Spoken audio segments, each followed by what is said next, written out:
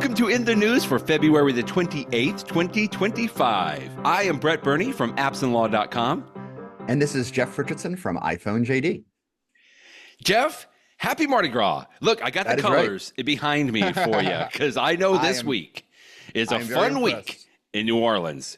You've got the purple, green, and gold behind you, and that is awesome. So Mardi Gras, I mean, we are well in Mardi Gras. You know, my son was out at the parade route last night with some friends and stuff like that. But the big weekend starts this weekend. We have tons of parades on Saturday, Sunday, and all the way through Mardi Gras Day and Tuesday. So let me share a Mardi Gras story for you, okay? Oh, yay, okay. When I was 5 years old, my great uncle, my mom's uncle, Uncle George, was the king of one of the many Mardi Gras organizations. Oh, and that's when you're a big the deal. king, you're at the beginning. Yeah. It's a big deal at the beginning of the parade. And on your float, you have pages with you, you know, much like an old time king would. And so little kids get to go on there and throw beads. And so I did it when I was 5 years old. And, you know, if you think back to what things in your life do you remember when you were 5 years old? If you're like me, Brett, there's not very many. You know, I have vague memories of kindergarten and stuff, but I totally remember being a page on this float. It was so much fun, and I still can close my eyes and think about it. Okay, I mentioned that today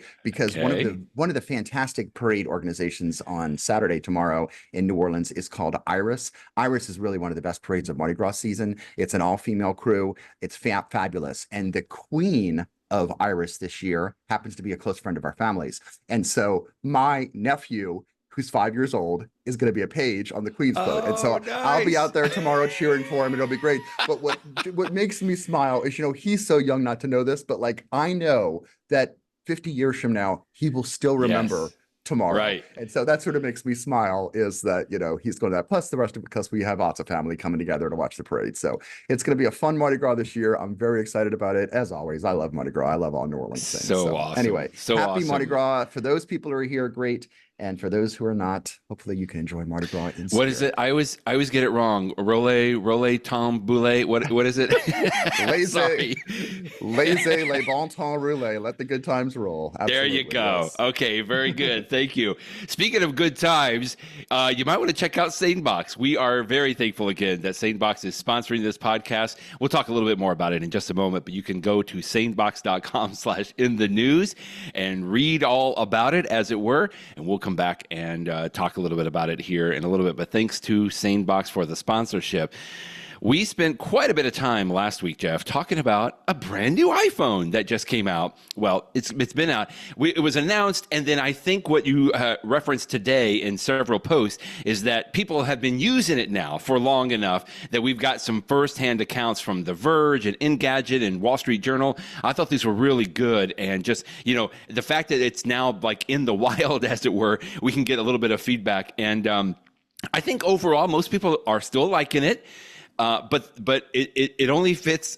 It's not for those of us that really want the latest and greatest kind of a thing, right? In fact, I think one of the ways that you posted from Darian Fireball is somebody that just wants a decent phone. This is perfect for them, right?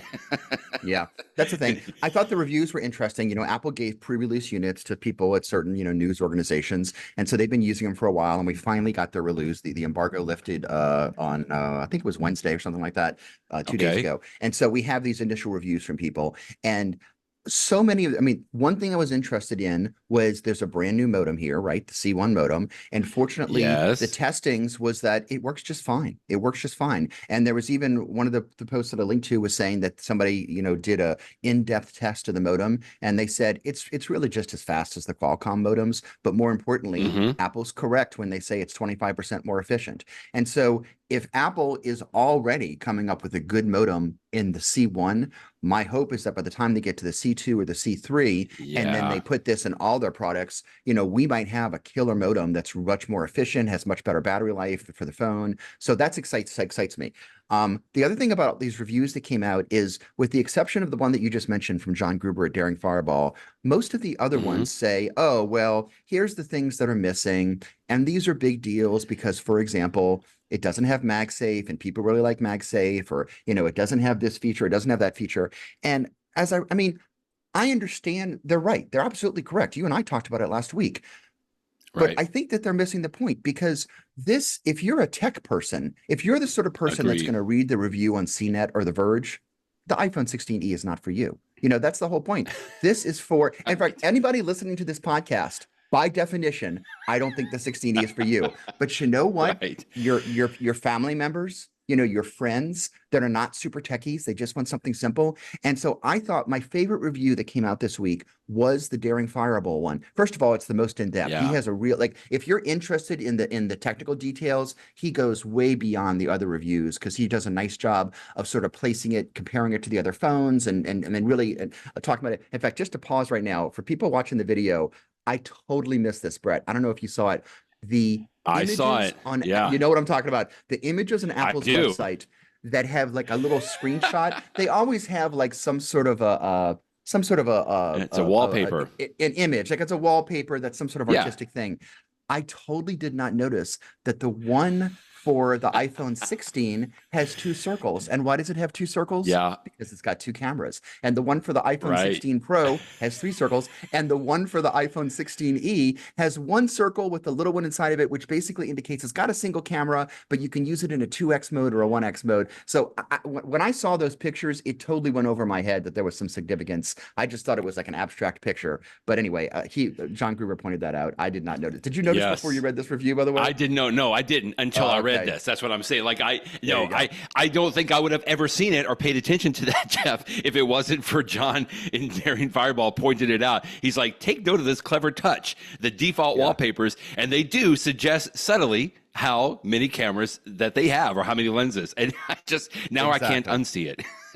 But in addition to all of those details, the thing that I loved about his article is that I usually don't read something, but I mean, let me just read this one paragraph from his article. I think this is it. He says, the iPhone 16e targets the I only care about the basics iPhone buyer. The screen looks good. The camera is good but simple. The battery lasts a long time. The difference should be quite striking for anybody upgrading from a 4 or 5-year-old phone. It runs all their existing apps, and it charges fast when plugged into a USB cable. Those are the basics, and the basics are all that casual users care about. That it's lighter in weight and physically smaller, thanks to its minimally protruding single camera lens, is gravy. And then at the very end, he says, it's for people who don't want to think much about their phone, but they do want an iPhone. Not just a whatever phone. They just want a plain iPhone with a good screen and good enough and a simple camera and great battery life. And I think Apple nailed it with the iPhone 16e. This is what so many of those other reviews missed, Brett. I really understand where they're coming from. A lot, you do miss a couple things when you get this cheaper phone. But I think that for so many people, this is just it. So I really think Apple has a nice. I think it's going to be a successful phone. It's a little bit more expensive than the SE used to be, but to be fair, it also has twice the memory. So like if you had gotten an SE with double the storage, it would have been, it starts to get close to this phone. And I think so it's a little bit more expensive, but it's got all the basic features that people want. I mean, yes, it's only got one camera, but it's a really nice camera. And if you're upgrading from an SE, it's going to be a huge camera increase for you. So I think this is a really nice phone. So again, it's not for me. It's not for you, Brett. Please don't go buy one. But I'm telling you, for a lot of people that you and I know and love, this is a great phone for them. Well, that's it. It could be for a family member. I mean, even John Gruber says right here, Daring Fireball readers are not in the 16E demographic. It's the friends and family members of Daring Fireball readers who are. And that's really just what it comes down to. The only thing that I think, because I agree with everything on the reviews, but if this is true, and it is, should it have been just $100 less or something along those lines, right? I mean, I know all of the balances and the trade-offs and everything that they had to do, but that's what I kept thinking. Like, if this isn't every man's phone, every woman's phone, it's like, and I've heard some people push on that. Like, they would have been okay maybe with some of these oversights if it was just a price just a little bit less, like $50 less, $100 less, because that was what the price point of the SEs, right? I'm not taking a side necessarily on that, but I just know that was some of the pushback that people were giving on that. Yeah, and the thing is, the SE used to start at $430, and I think Apple has just decided. And this is what John Gruber says. Apple has just decided that sub 500 market or just call it a 500 less market. They're just, Right, if right. you want to spend that little on a phone, They're out. get one of the Right. older models. I mean, you can get an old model, you can still buy an SE in some places. You can Yes. still, get the, Right. but if you're gonna spend on a phone, Apple says, you know what, our now entry price for like for a good phone, a really good phone is $600, even though it used to be a little below 500. And that's just, that prices are going to change over Yeah. time. So that's their decision. And I think that that's an accurate way to think about it. It's like Apple has just decided like we're not going to have a product in that lower tier, and that's okay. I mean, that's their prerogative, obviously, on that. The last thing I know, you mentioned quickly on the modem chip, and you linked to a couple of folks that were talking about this, including David Sparks on this.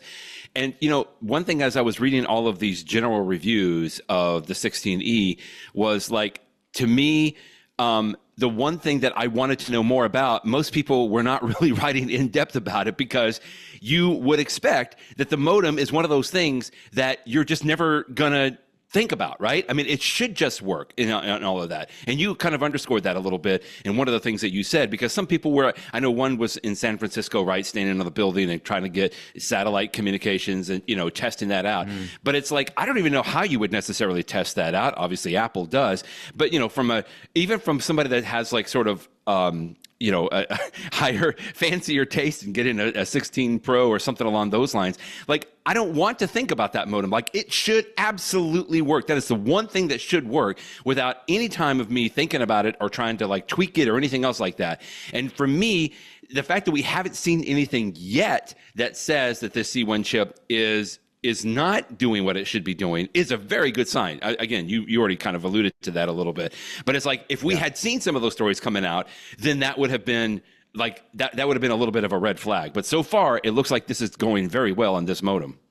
What I thought was interesting is there were 2 or 3 reviews I saw, including some I didn't even link to today, where people said they were trying out the 16E and they suddenly got into a situation where they didn't have a good connection. And they're like, aha, I don't have a good connection. And so then they took out their regular iPhone, and that one didn't have a good connection either. It's like, oh, I just happen to be in a dead spot, because that just happens in life sometimes if you're outside of a city or something like that, or even in some places in cities that have dead zones. And so, again, right now, only a handful of people have this. When iPhone, they go on sale today. So you can walk into an Apple store today and get one. And I'm sure that in the coming weeks, as more people have them, we'll get more reports. And maybe then when there's a bigger sample size, people will find that, this first generation Apple modem is a little less than Qualcomm, which wouldn't surprise me. Right. Wouldn't surprise me for their very first one. But again, I'm not going to get the C1, but as long as Apple, they get a chance to try it, have people using it, and then they improve it over time. My hope is that in not too long, the flagship iPhones will be including this new Apple modem, and it'll be better than Qualcomm for what we need. Absolutely. Yeah. Great stuff on that. Well, if you have an iPhone in the UK, it may not work to some extent in the way that you think about this. I got to be honest with you. This advanced data protection and this order from the UK, we talked about it either last week or a couple of weeks ago. I'm having a little trouble wrapping my head around this a little bit, Jeff. So maybe you can help explain this. But I know it's been something going around. This was a leaked story out of the UK that basically was going to hamper some of the security settings or privacy aspects that are on the iPhone. That I hope that's even a little bit accurate on there. But it sounds like that they're going through with it. And Apple, this is what John Gruber and Daring Fireball, he actually posted a little, because Apple had a very precisely worded statement that they issued to the media about this. And I thought this was kind of interesting. So the background here is, if your iPhone is encrypted, right? So somebody steals your iPhone, even if they could get, they can't break into it and get your data. And so everything's private on there. Your communications are private, but there's one exception. If you back up your iPhone to iCloud, which most of us do, that means that technically, there's a backup of your phone on iCloud. So if you drop your phone in the lake and you buy a brand new iPhone, you can restore from the iCloud backup, right? Which is exactly what you would want to happen. Of course. So that means that Apple has a backup of your data. Because Apple has that backup, it means that if a government sends Apple a subpoena and says, we're doing a criminal investigation on Brett Burney, I want his iCloud backup, they technically have to comply with it, right? But years ago, Apple says optionally, if you want to, you can encrypt your backup in a way that Apple can't read it. And I have this turned on just because I figured, I don't know, it seems like it's a better idea. I'm an attorney, I've got confidential Hmm. information on there. And when you go through and turn this on, Apple gives you a million warnings like, are you sure? Because what it means is that if I lose my iPhone and I buy a new one and I try to restore from a backup, if I don't know my iPhone, like my Apple ID passwords and stuff like that, Okay. Apple cannot help me. Like it's totally, it's just gone because they may have a backup, but it's encrypted in a way they can't get to it. Now, one of the protections is that when you turn on this data protection, you can designate people that you trust. So, for example, I designated my wife. So if I lose Right. my Same. iPhone and somebody hits me on the head and I forget my password, my wife's phone, and when she logs into it, she could give authority for the backup to come to my phone. So that's Right. circumvention. So some governments, such as the UK, and apparently they've never officially said this. This is all hush hush, but it was leaked to the Washington Post and then the BBC and some other places.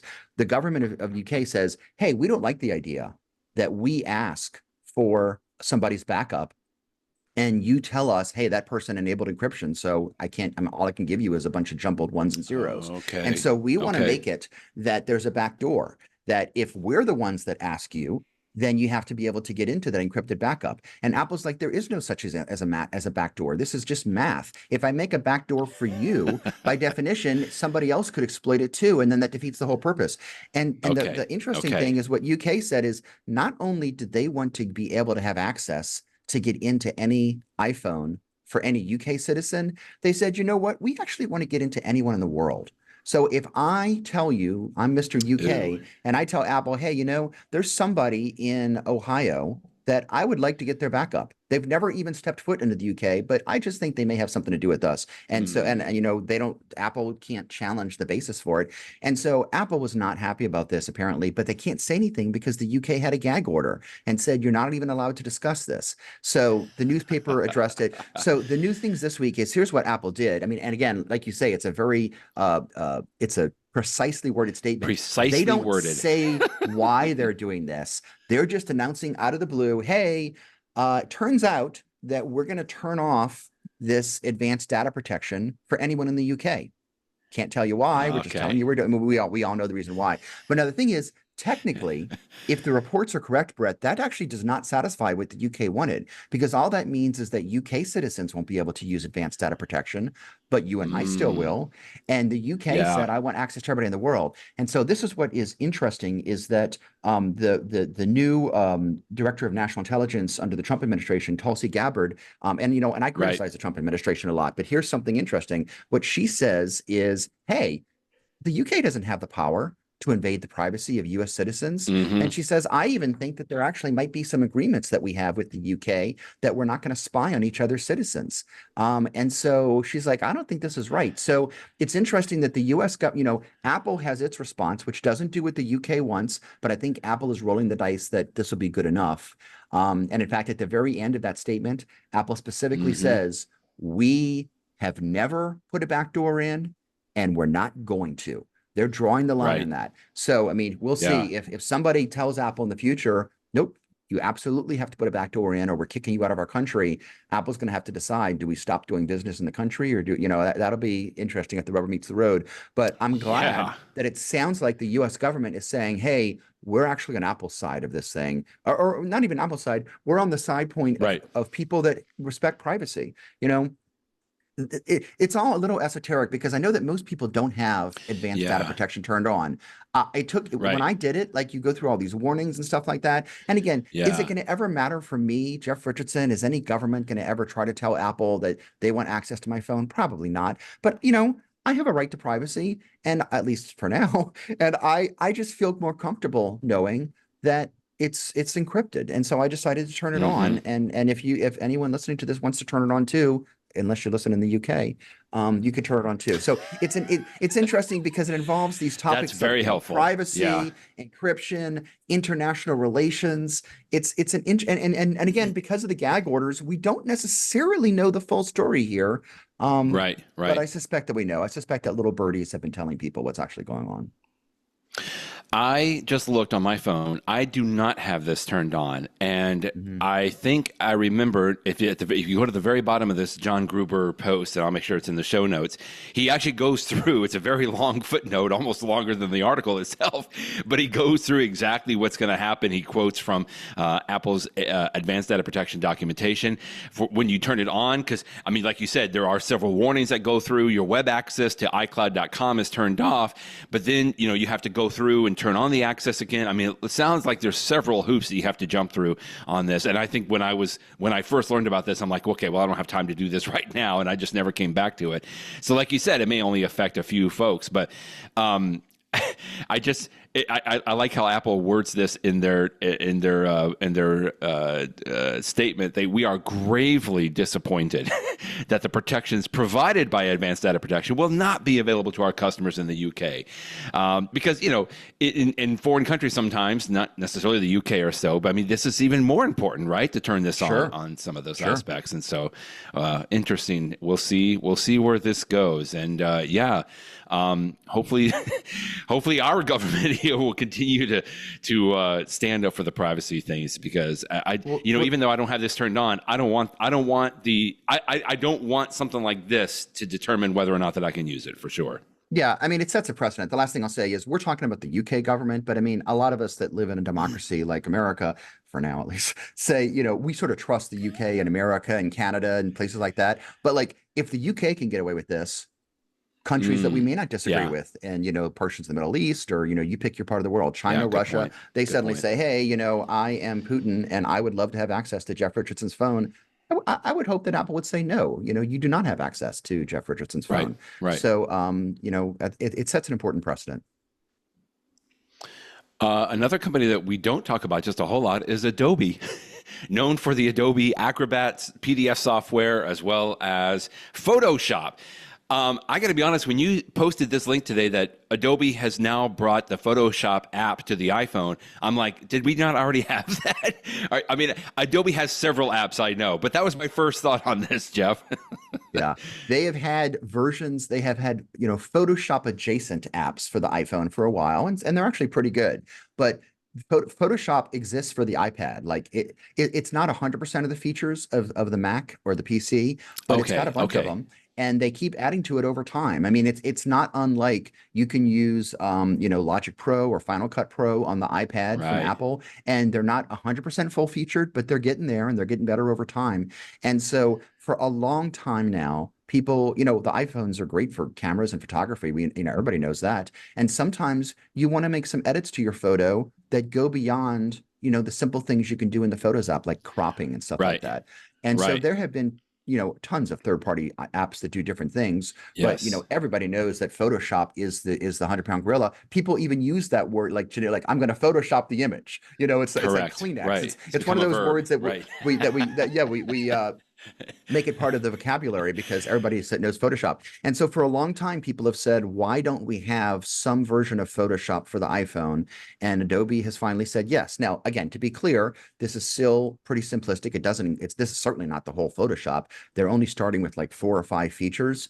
But I downloaded it last night and played around with it, and it's really nice. I mean, so for example, if you have like a picture of like a person, like in front of, whatever, just in your house, you can very easily use the Photoshop tools that are familiar to you if you've used Photoshop before to like select the person using all their different, techniques for doing that, and then delete the background and replace it. And so like I was just playing around last night. I took a picture of my wife who were sitting at a table, and I just deleted the background, and so that it was gone. And then using the generative AI features, which is one of the relatively new features of Photoshop on the Mac and PC, I said, I want you just to create a beach background and put it there. And so it generated, through AI, something that looked like a beach, very realistic, and it put her right there in front of it as if she was on the beach. And again, on close examination, is it going to fool anybody? No, but there are times where you just want to have a silly picture of like, I'm going to send someone a picture of them on the beach or them on the moon or them, wherever. Right. And you can do those sorts of simple things. Or this person has a red shirt and I want to make it blue or green. Those are Photoshop skills that have been around for a long time.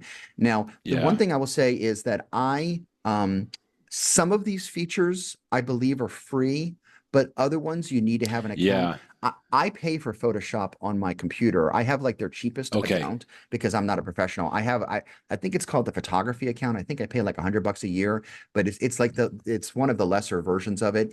So I have full Okay. access to this app, and I see, in fact, you're highlighting it right now on the screen. Right. To encourage people to use it, they've actually come up with an even cheaper version than what I pay for. So instead of the $100 a year, this one is what, $70 a year. That's, a little Right. bit less than what I pay for. But so if you wanted to get full access to it, you could pay $8 a month or $70 a year. So you can decide if it's worth it for you. I mean, if you're not going to use it very often, great. But the way that I think of Yeah. it is for those people that already pay for Photoshop, including people like me that I'm not a big, I mean, way back when I used to use a very simple program called Photoshop Elements, which is still around for the computer. Oh And I yeah, that's decided right. I decided to upgrade to the real Photoshop. I don't use it often, but sometimes I use it for like a picture I'm going to post on iPhone JD. Right. I just want to remove the background or just crop, do some of those tools. So anyway, but I mean, it's great to see as something like Photoshop, one of the biggest programs in the world, so well known, Right. is introducing this for the iPhone. The only, just real quick, the only things that I probably the times that I've used Photoshop have been on a computer, or to me, an iPad screen makes a little bit of sense. Maybe this is why it hasn't been available on the iPhone, because I can't really imagine like having all of that power on. I don't know. I just feel like I would want a bigger Yeah. canvas, to draw. So was that limiting at all when you were using it? Was it on an No, iPhone? in fact, they have definitely, I hate to say dumb it down because these are incredibly sophisticated tools, but this is not, I mean, I get this what is you're saying. when Right. I open up Photoshop on my computer, because I don't use it all the time, I'm a little confused, because there's so many features There's there. a lot. When Right. you open up this iPhone app, that's not there. It's very simple. It's got like 6 or 7 Okay. things. Okay. That makes It's sense. clear. And again, you're not going to have all the full Photoshop, but it's easy to use. I sort of laugh about it because sometimes I see some of my family members use Microsoft Word. And for me, and I know for you too, Brett, like I have been using Microsoft Word since the 1980s to write Oh yeah. documents. I Absolutely. feel like I am a Yes. total pro on Microsoft Word, but like I know other people, like, how do I do this? I'm like, oh, that's just so secondhand. You Oh, just do come this, you on. do that, blah, Right. blah, blah. Right. And so likewise, I have the same admiration for people that use Photoshop. It's like they use it and they're like, oh, you just do dot. Like I watch a They YouTube know. video, like, oh, Right. dot, dot, dot, dot, dot. Like I have no idea what you used to. It's so off my head, but good for you. I'm glad you know what you're doing. If you've ever complained about a lack of news about food, good news. It's going to be more food news in the Apple News Plus app. And I got to tell you, I think you mentioned this in your post today. It was just the other day. I was looking through the news app, Jeff, and it just occurred to me. I'm like, you know what? I don't remember the last time I went to like a separate news app of any kind. Like this has Yeah. become, and it sounds like for you too, this has become my morning ritual. Like I'll go into the news app, and I've kind of tweaked it over the time now that I'm getting stories that I know are going to be relevant to me. And I just feel like it does probably the best job that I have seen in a very long time of collecting all of the news and bubbling it up for me. Short of maybe doing like an RSS reader, right? That I know you have, where I've subscribed to specific blogs. But the news app just continues to really get better. It really does. Right on the when I look at my iPad, I'm looking at it right now. One of the widgets I have on my front page on the Yeah. corner, and it's one of the bigger widgets, is top stories. So it shows me 2 stories. And like throughout the day, I like that I can just glance there. Right now, there's a story from Reuters and there's Same. another one from the Wall Street Journal. And I just sort of glance, and if the story interests me, I look at it. And then sometimes I open the News Plus app, and there's all sorts of just general topics I can scroll through. And I mean, Mm-hmm. this is what Apple promised when they came out with news, so many years Right. ago, is that it would just collect all the different news from, and it does have ads in it, but they're not, I mean, and they're a little obnoxious, but they're not horrible. At least they're not like jumping at you or, taking over the screen or something like Exactly. that. You can scroll past Right. them. And so it is a place that it bubbles to the top news that might interest me. And then if I have a specific topic I'm interested in fact, I have a couple of them too, I'll sort of add them. And they've improved news over the years. They have sports now. I mean, I can when it's football season, I like to follow the New Orleans Saints, and there's a section that I have for that. They Mm-hmm. have a game section. You and I talked about a couple months ago that in addition to a crossword, they added Sudoku and other things to it. Yeah. And a word game. So like much like an old time newspaper that would have the entertainment section and then this section, that's it. They keep adding sections. And so now or at least coming soon in iOS Yeah, 18.4. Do I have the number right? 18.4. They're that's right. going Yep, to in April. have Hmm. a food section, and it says that they're going to be collecting things from, recipes from All Recipes, which I know is a big one, Bon Bon Appetit, appetit. Food and Right. Wine, Good Food Food, and Serious wine. Eats. These are all, That's great. real sources, and it's going to have recipes and restaurant reviews. I mean, we'll see, but if it's as nicely done as the other News Plus stuff is, Yeah. this will be Yeah. pretty cool. So I think it's going to be interesting, just as an iPhone or an iPhone feature. Now, what I especially thought was interesting was this idea that was from who posted this? I was Ryan Christoffel said that Yeah. Here. his Yeah. theory is that Apple's going to come out with a new HomePod type device this year that has a Yeah. screen, Here which it is the is. big theory. Uh-huh. There you go. And he says, if it's something that you put in your kitchen, wouldn't it be nice if it had recipes and cooking videos on Hmm. it? And, I laughed at this because it was literally just a week ago, Brett. My wife and I were talking about how we like the fact that we have HomePods in our house, and like, you can have music playing in the dining room and the living room. So like as you walk around, it's there. And my wife was mentioning, sometimes I think it would be nice to have a home pod in the kitchen too, so that I could listen to Yeah. music or podcasts. And I was thinking to myself, yeah, we don't have one in the kitchen.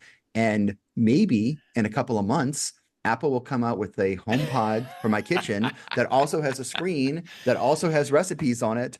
And I'm like, you know what?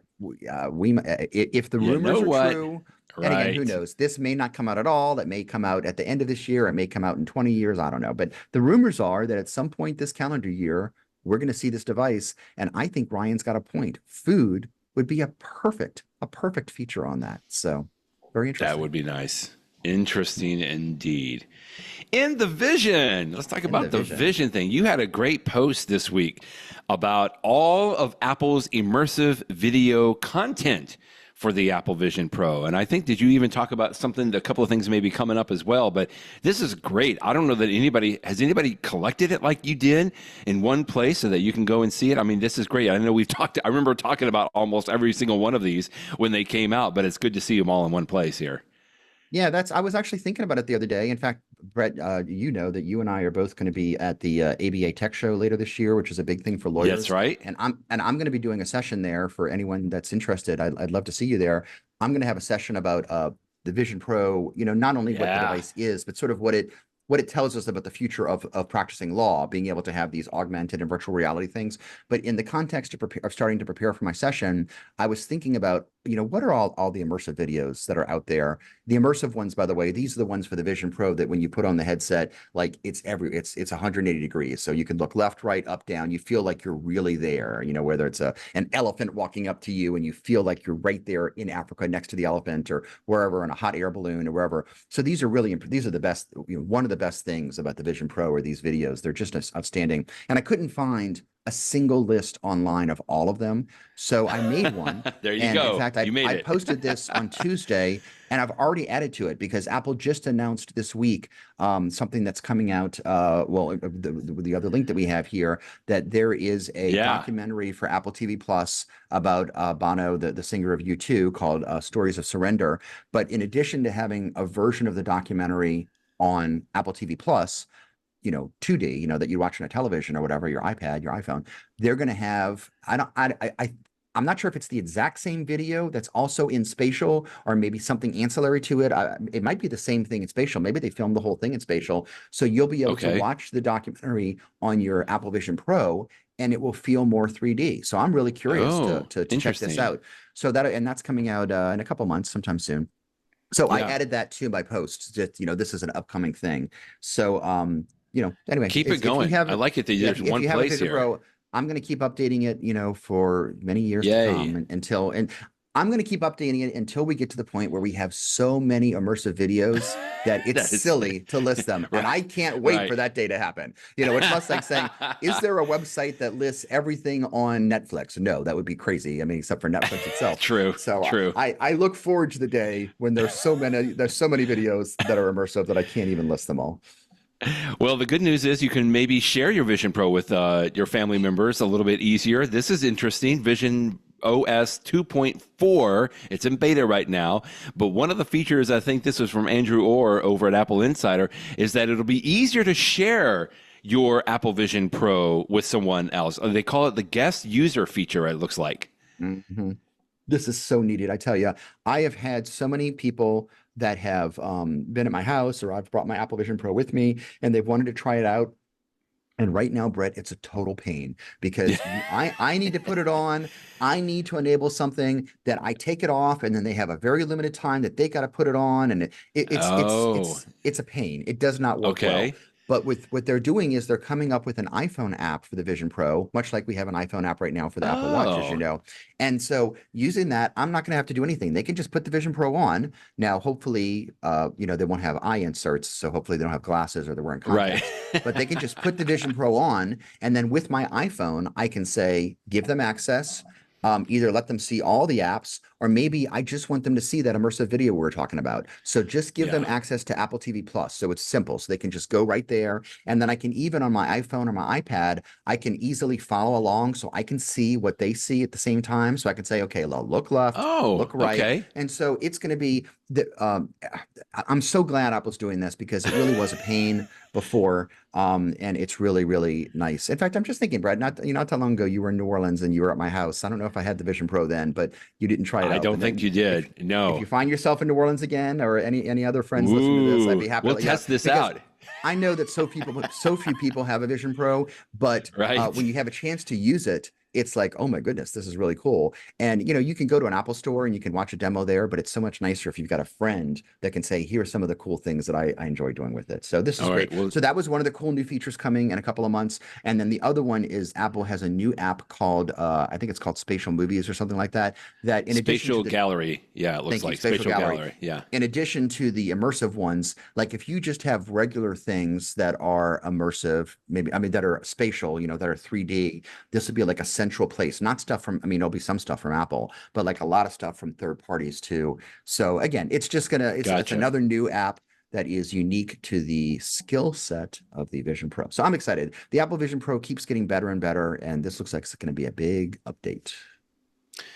Let's do a Where You At segment. We haven't done one in a while, but another story you linked to. I hate to say it this way, but it's like, well, it's another story about the Apple Watch saving somebody. But it's like, for that person and that family, that was the greatest thing about this. So I never want to downplay these stories. A Texas man credits Apple Watch with helping save his life after a heart health scare. Apparently, it just gave him, a number of irregular heart rate notifications and an AFib detection alert. There's actually a little video here. I didn't get a chance to watch it here, but I really truly never get tired of seeing these stories because it's just amazing that what it can do. We reported a few weeks ago that Tim Cook talked about his father, had an Apple Watch, and when he fell, I think it was it had fall detection on there. But it's just so great that every time I see this story, the thing I keep telling myself is, man, I need to make sure I get an Apple Watch for my mother, for my aunt. It's like for all the people, it's like I need to make sure that they have one of these because it's so great that it can help save lives like this. Yeah, no, I think it makes, and for every time that you and I talk about one of these stories, I'm sure there's, X number of additional stories that never make the local news or something like that, but they're just as important. So exactly. Whether it's finding you when you're lost, or giving you health alerts, or crash detection when you're in a car accident, your Apple Watch, your iPhone, all of these devices, it's great stuff. The hearing stuff from the AirPods Pro, Apple is doing a lot with its technology devices to improve your health and protect you, and that's awesome. I love it. Well, still in the Where You At segment, if you have not purchased AirTags yet, which I'm almost getting a little crazy, like how can you not have a set of AirTags? Look at this. They are down now. They're even lower than what you posted this morning. I know. My goodness, they are $64.49. Okay, oh my goodness. I just noticed that. News. Right here, you see it. This is literally the all-time low. Now, why? Why does Amazon have them so cheap? Right? Yes. It's got to be they're clearing them out, don't you think? I think so. I think so. I really think that Another one of the rumors, we talked about the rumors, another one of the rumors is that there's going to be an Wow. Apple AirTag 2 coming out this year.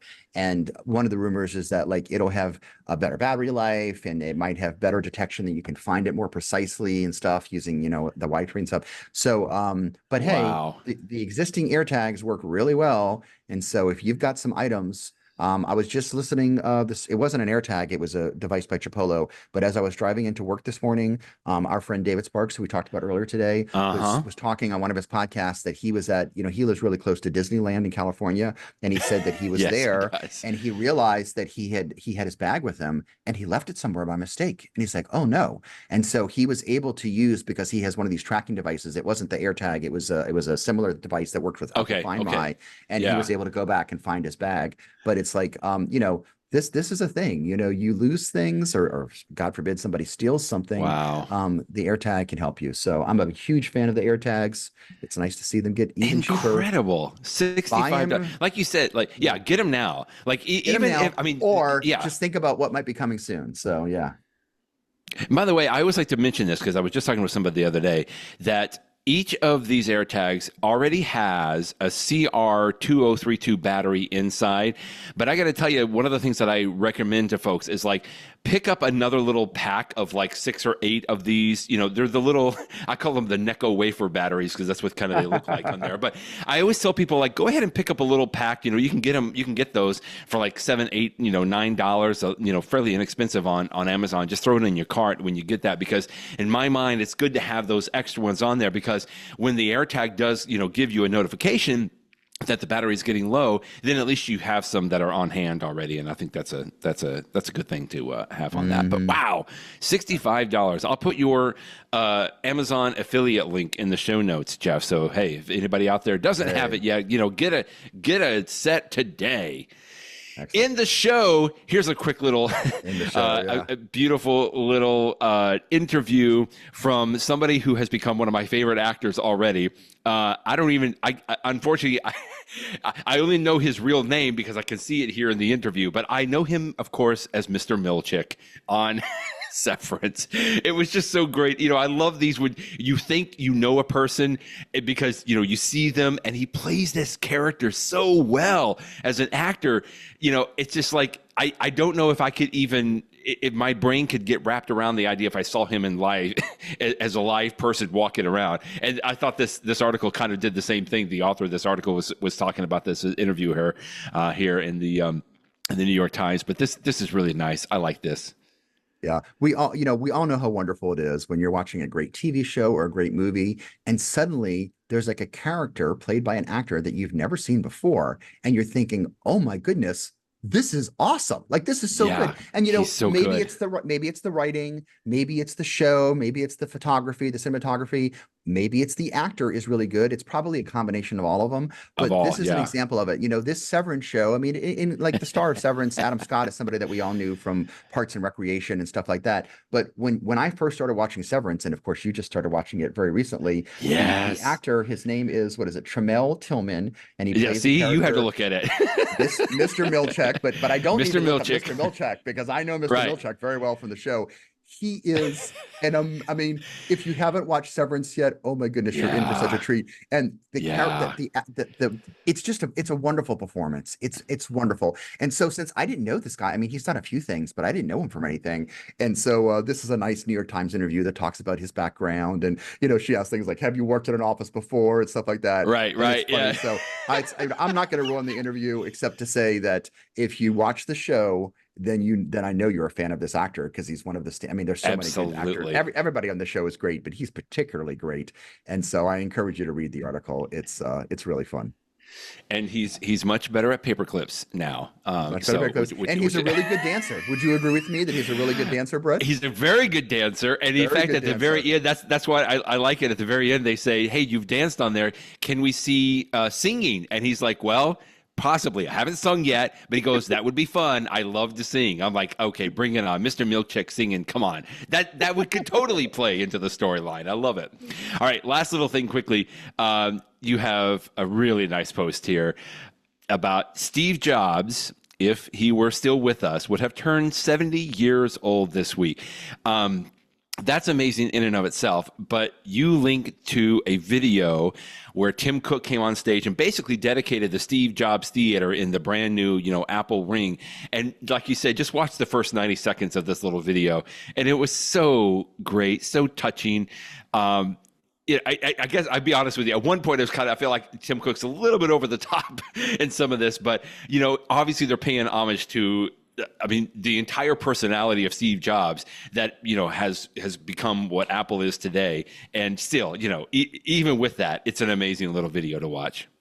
Yeah, I mean, Steve Jobs was an interesting person, and he certainly had some things that might be character flaws. I mean, there were some times that he was very demanding, and he did some things that you can roll your eyes at. But when it comes right down to it, he had just an incredible knack for figuring out what was the next big thing, and then for communicating that in a way.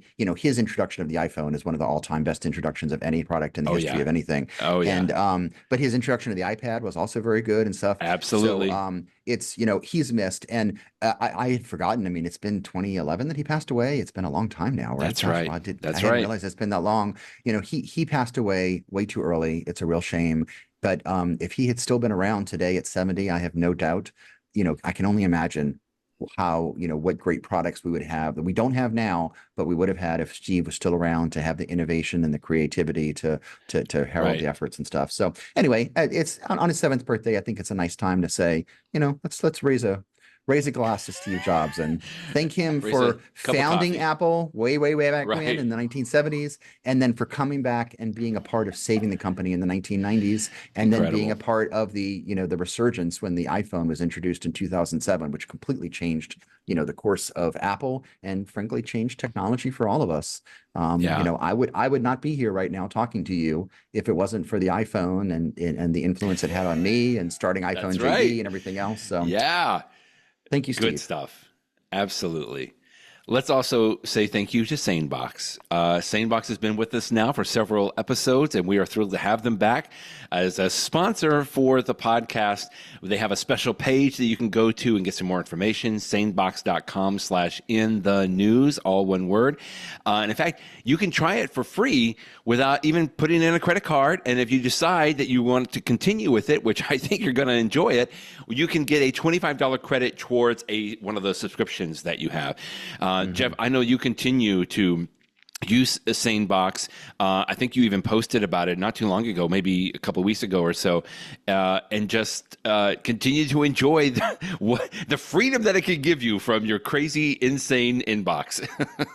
Yeah, SaneBox is sponsoring our podcast right now. They also happen to be sponsoring my website. And so I've done so many posts about them, and we've talked about them here too. When I had a post that ran earlier this week, and I was talking to the guys over there, and like, is there anything, I've talked about what's so great about the service and stuff. Like, is there anything that you want me to emphasize in this month? And they said, one of the things that people really like about SaneBox is reducing interruptions, because nobody wants unnecessary interruptions when you're trying to get work done. I mean, I know this is an attorney, but whatever your profession is, you're focusing on what you're doing. You don't want aggravation and interruptions unless it's important. And what I like about SaneBox is, we all know that the dings from your inbox can be distractions, and sometimes they're important. Don't get me wrong. Something important comes in. I need to act on it. I get something from a court, something from a client. It's important. I need to know about it. But then there's the other things that, and I'm not just talking about spam, because nobody wants that, but even something like a newsletter or a less important email. I mean, yes, I want the email. I'm glad that I received it, but I don't need to stop my work right now and think about it. And what SaneBox can do is just streamline everything so that your inbox is just the important stuff. And then you have these other subfolders, and it automatically moves things into folders like Sane News or Sane Later. And goodness, if there's something you never want to see again, I just drag it into the Sane black box, and it's gone forever. You can take a message and you can say, I'll deal with this later, and have it tell you later. So it just, by helping to tame your inbox, it gets to very quickly to a point where you have fewer interruptions and you can focus more on your work. And again, you're still going to get to it eventually. You're going to get to that newsletter later on today when you want to take the break and do it, or maybe you're having lunch in your office and you want to go through your newsletters. That's fine, but I don't need that interrupting me when I'm working on my brief for a client. I want to focus. And so that's just one of the many advantages of SaneBox. So again, I've been using the service for a long time, and I'm really happy with it. And so if you're interested too, you should check it out. I like that tip just quickly here because, people tell me all the time, well, I can just move a message, from my inbox into a subfolder. And I'm like, yeah, you can, but that's going to take, 2 or 3 seconds. And if you do that for all the email you get every day, I think you've also mentioned these snooze folders before, because one of them here you can see is like snooze for Saturday, or say, all of these emails, these kind of emails that come in, I want to put into a snooze folder so that on Saturday morning when I have a little bit of time, that's when I'm going to go through those newsletters, those kind of things. And that's great. I like the fact that it's the productivity enhancer there. SaneBox.com/in the news, all one word. Get all the information there. Get the fact that you can try it for several days for free, a free trial. And like I said, once you understand how important this is for your productivity, you can get one of the SaneBox subscriptions. There are several different price levels there, but you can get a $25 credit towards one of those subscriptions, which is very, very helpful there. So thank you, SaneBox, for sponsoring us. SaneBox.com/in the news. Now let's talk about in the know. We got a tip. So something I did not know that was coming out in iOS 18, Jeff, and I saw somebody talk about this earlier this week, and I'm like, I have to try this out. Apple calls this vehicle motion cues. So I'll tell you, one of the things that I realized even as a kid, a little bit younger, is that I could get what I generally would call it motion sickness, right? If I'm in the front seat of a car, typically I'm good, or if I'm driving a car. But if I'm in the back seat, like at an Uber, or I'm right into the back seat, if I try to read like an actual book, or certainly if I try to read something on my phone, I will start getting nauseous pretty quickly. That's what, some people get dizzy, some people have some other issues there. But I learned, early on, especially when I'm traveling, if I get into an Uber or a Lyft, I'm like, well, I would like to read something, I have time to read my emails, or I could read this article, maybe from a SaneBox folder that I could go through. But it's like, I know I'm not going to feel well. And I don't want to do that. And, once I get out of the car, it kind of subsides, at least for me. So I was thrilled to see this vehicle motion cues. It sounds a little odd, but I got to tell you, I've tested it out now a little bit, and it works. It is an accessibility feature in the iPhone. You go to settings, accessibility, and go into motion, and you can turn this on. And it actually adds a little tiny icon in your control center so that you can either turn it off or on, or you can put it on auto mode. And when you do this, in fact, let me see if I've got one other story here. I'll show you a screenshot from it. It's a little bit odd the way that this works. It puts dots up and down on the right and the left side of your screen. Here, let me see if I can find you a screenshot here from Gadget Hacks, as if they're showing it here. Oh, they may not have an actual one, but it explains all of this to you when you turn it on. And these little dots, there's like 4 or 5 of them that go up and down each side. If I'm sitting in a car and the car accelerates, these little tiny dots will go down. If the car brakes, the dots will go up. If the car turns, the dots fly to the other side of the screen. It's a little odd, I understand, but you can try this and turn it on, and people can see it. But Jeff, I got to tell you, whatever that motion is happening, it's almost like it's the opposite motion of what the car is doing. I've tried this now on a train when I was in DC, and it was great. I didn't feel nauseous at all. I've tried it now in about 3 or 4 Lyft rides, and it works for me, at least. Now, everybody's a little bit different, right? In fact, I've seen a couple of stories where people were saying they tried it, it didn't work for them. Everybody reacts to this just a little bit different. But I just think this is brilliant. And, the dots sometimes can be a little distracting, but if you are just focusing on the content that you're looking at, they kind of go away. And I think that's what it's meant to be for. It's in my periphery, right? So that my body or my equilibrium or my brain, whatever it is that gets me typically motion sick, is just kind of doing it on its own. In other words, I just don't feel any sickness. So I just wanted to throw that out there. I had no clue that this was something that was available, but I love having it available in my control center now. And if I get into an Uber or a Lyft, or I've got a ride in the back seat and I still want to be able to look at things on my phone and focus on things, this has started to work brilliantly for me. May not for you, and use at your own risk if you get nauseous as well. But in my cases, it's been something that's pretty spectacular.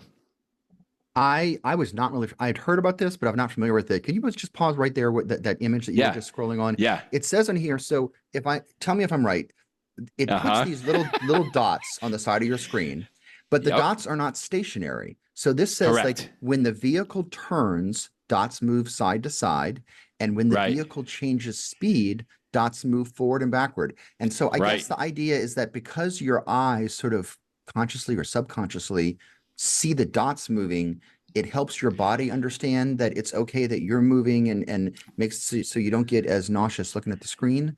Is that Yeah, how is that sure. is I that mean, interesting? Huh. I guess like that's the whole thing.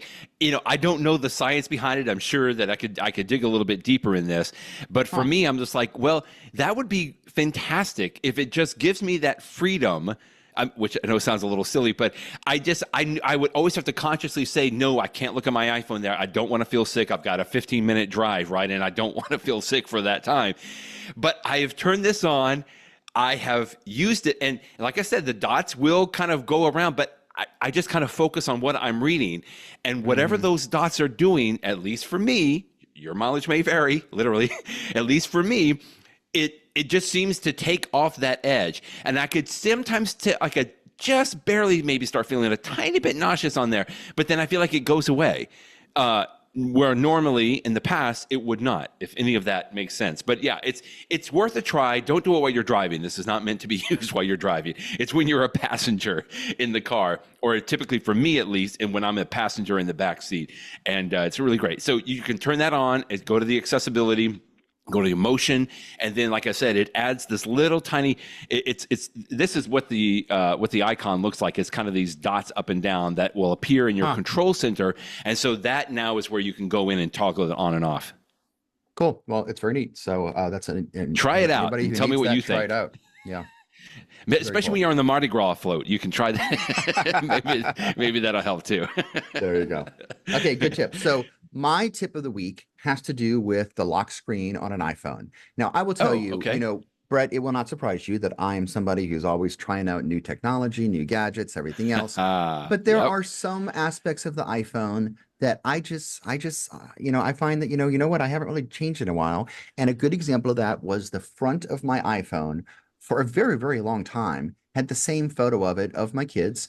And it was a great photo when I picked it, but like it probably stayed there for, I don't even know, years. And I just never really thought about changing it. It was just a fine photo. I never really thought much about it. And then for the winter this year, right before Christmas, I changed it because I saw somewhere there was an app called Wallaroo that I tried, and it had a cute image of a snowman. The image is actually taken from the Charlie Brown Christmas special, Oh, and it's a cute okay. image of a snowman. It was a cute little thing, and it made me smile because it made me remember the Charlie Brown Christmas. So I made that my lock screen on my iPhone with the snowman in the snow. Hey, parenthetically, Okay. New Orleans had the first big snow in over 100 Yeah. years. So that may have been because I put the snowman on my iPhone. I don't know if there's a cause and effect there, but there's definitely a correlation. Okay, but now we're getting close to Mardi Gras season, and the snowman's done. We got no more snow in New Orleans. Yeah, So no more snow, right? so I was like, you know what? I should change my lock screen. And instead of going back to that same picture that I've had for years, I'm like, well, let me sort of, see what happens. And so, you know how you're on your lock screen and you sort of hold down and the little option comes up that you can change the lock screen. And Right. one of the suggestions that Apple has, and this is nothing new, it's been out, I guess it's been around since iOS 17, is that you can have a photo, either a static photo like I do, Sure. you can have it change from time to time, but it also has the ability to have live photos. And I think we've mentioned this in the past, but I had not really played around with it much. So earlier this week, I changed it to it, and you select live photo, and it gives you a whole bunch of suggestions, and they were all really Okay. good suggestions. So I picked a fun photo that was it was another photo of my kids, but we were at this place that you were outside, and they had like a fire pit, and so my kids are standing in front of the fire pit,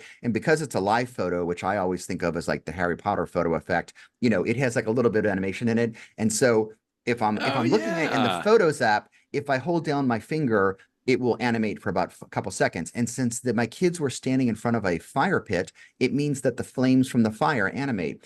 But when you choose a live Oh. photo for your lock screen, what's really cool about it is whenever you sort of turn on your lock screen, my right now my phone's locked, and if I just sort of turn it on, it animates, and so that little like It fire, does. it moves, Yeah. and it's a subtle little thing. I mean, we're talking about 2 seconds, 1 second, whatever it is of animation, but it's cute. It's clever. It's nice. And It so is. I love I know it. I this is just not a did new it. feature. It's been around for a while, but I am here to say that it is delightful. And these simple little features that bring joy and delight, I love it. So my recommendation to you Oh, that's is so great. if you are ready for a change in your lock screen, as I was, in fact, I should have done this a long time ago, check out if there's a good live photo that you have, and which means a photo that you took with your iPhone while you had the live photo tech thing turned on. Right. And Right. it's fun. I mean, it's not a big deal. It's just a minor thing, but it gives me a smile, and so maybe it will for some of you as well. I love it. This is brilliant. I had not done I change my wallpaper from time to time, but it just am still photos. And I've got this lovely one with my wife and my daughter be in front of an ocean. And I just see the waves go and their hair is like blowing in the Perfect. breeze. That's so cool. I did not, I mean, again, like you said, I knew that it was a possible, but I have never done a live, I don't do a lot of live photos. I feel like I would just, should just do a video if I'm going to do a live photo. But this is so cool. I'm going to take a little bit more live photos just so that I can have it on my lock screen. Thanks for that tip, Jeff. That's really good. Excellent stuff. Whoo. Okay. Lots of stuff today.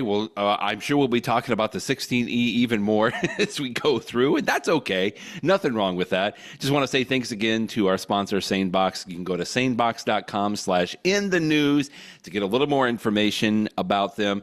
And Jeff, we'll talk with you next week. Happy Mardi Gras, everyone. Thanks, Brett. Happy Mardi Gras, everybody.